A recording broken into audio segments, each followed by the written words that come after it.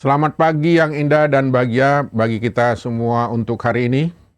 Saudara-saudara yang dikasihi dan diberkati Tuhan, kita akan mendengarkan dan merenungkan firman Tuhan tertanggal 26 Agustus 2025. Sebelum kita mendengarkan firman Tuhan, marilah kita berdoa. Tuhan Maha Pengasih dan Maha Penyayang, terima kasih banyak atas pagi ini. Kami telah bangun dari tidur kami akan mendengarkan dan merenungkan firman-Mu. Biarlah Tuhan yang hadir di dalam hidup kami melalui Roh Kudus-Mu, sehingga kami boleh memahami dan melakukan firman-Mu hari ini. Kami serahkan seluruh hidup kami hanya kepada Tuhan, dan kami berdoa dalam nama anak-Mu, Tuhan Yesus Kristus Juru Selamat kami. Amin. Saudara-saudari yang dikasihi dan diberkati Tuhan, firman Tuhan bagi kita hari ini tertulis dalam 1 Raja-Raja 8 ayat 56 yang berbunyi, "Terpujilah Tuhan yang memberikan tempat perhentian kepada umatnya Israel, tepat seperti yang difirmankannya, dari segala yang baik yang telah dijanjikannya dengan perantaraan Musa hambanya. Tidak ada satupun yang tidak terpenuhi." Saudara-saudari yang dikasihi dan diberkati Tuhan, bagi bangsa Israel yang pernah hidup menggembara selama 40 tahun di padang gurun, tempat perhentian amat penting. Tanah perjanjian atau tanah Kanaan merupakan tempat perhentian bagi pengembaraan mereka. Akan tetapi saat mereka tiba di tanah Kanaan, tabut perjanjian atau tabut Allah yang merupakan lambang kehadiran Allah di tengah umatnya, masih ditempatkan di kemah suci yang letaknya dapat dipindahkan. Sebelum akhirnya ditempatkan di Yerusalem, kemah suci pernah ditempatkan di Silo dan di Gilgal. Setelah bait suci yang permanen dibangun, tabut Allah ditempatkan di bait suci.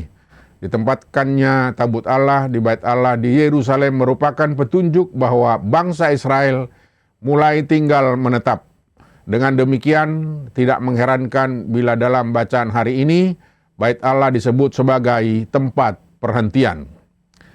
Dalam Alkitab, istilah tempat perhentian ini bukan hanya menunjuk kepada tempat secara fisik, tetapi juga memiliki makna teologis, yaitu kelegaan, kelepasan, dan kepuasan bagi jiwa, karena ketidaktaatan bangsa Israel. Bacaan hari ini adalah bagian akhir dari kisah penahbisan bait suci di Yerusalem. Raja Salomo mulai berlutut di depan altar selama ia berdoa panjang kepada Tuhan. Akan tetapi tindakan dalam 1 Raja-Raja 8 ayat 54-55 yang dilakukan dalam posisi berlutut berdiri dan memberkati jemaah yang berkumpul merupakan suatu pola ibadah. Berkat yang ia sampaikan di akhir ibadah diawali dengan tinjauan tentang kesetiaan Allah kepada nenek moyangnya di masa lalu. Kemudian Raja Salomo memimpin umat Israel untuk mempersembahkan korban sembelihan secara besar-besaran kepada Tuhan, baik berupa korban bakaran, korban sajian, maupun korban keselamatan. Jumlah hewan yang dipersembahkan dalam persembahan korban ini luar biasa banyaknya, yaitu 22.000 ekor lembu sapi dan 120.000 ekor kambing domba. Perayaan persembahan korban secara besar-besaran itu berlangsung sampai seminggu. Hasil dari perayaan ini adalah seluruh rakyat atau jemaat bersukacita dan bergembira atas segala kebaikan yang telah dilakukan Tuhan kepada Raja Daud dan kepada umat Israel. Rakyatnya juga memohonkan berkat untuk Raja Salomo. Terselenggaranya perayaan persembahan korban secara besar-besaran itu memperlihatkan berlimpahnya berkat Tuhan bagi bangsa Israel, sekaligus merupakan kesaksian bagi bangsa-bangsa di sekitar Israel. Apakah kita telah mempersembahkan persembahan syukur kita atas kebaikan dan berkat-berkat Tuhan yang kita terima sebagai ungkapan iman dan kesaksian yang baik bagi orang-orang di sekitar kita? Amin. Marilah kita berdoa. Bapa kami yang di sorga, terima kasih banyak atas pagi ini. Terima kasih juga atas hari ini kami merasakan bahwa Tuhanlah yang memberkati kami dan Tuhan yang menganugerahkan berkat-berkat bagi kami sehingga kami boleh sehat, boleh kuat sampai hari ini. Tuhan Maha Pengasih dan Maha Penyayang. Terkadang kami lupa mensyukurin apa yang Tuhan anugerahkan kepada kami dan lupa juga mempersembahkan persembahan kurban bagi Tuhan melalui sebagian apa yang kami dapatkan di dalam perjalanan hidup kami.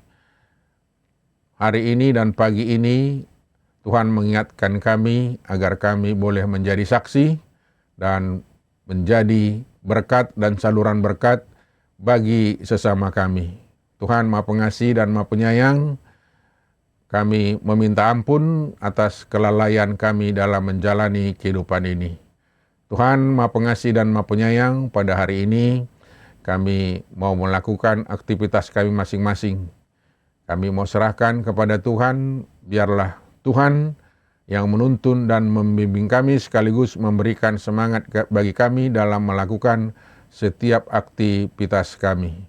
Kami minta dengan kerendahan hati, Tuhan juga memberikan kesehatan, kekuatan, sukacita, dan kegembiraan bagi kami pribadi lepas pribadi.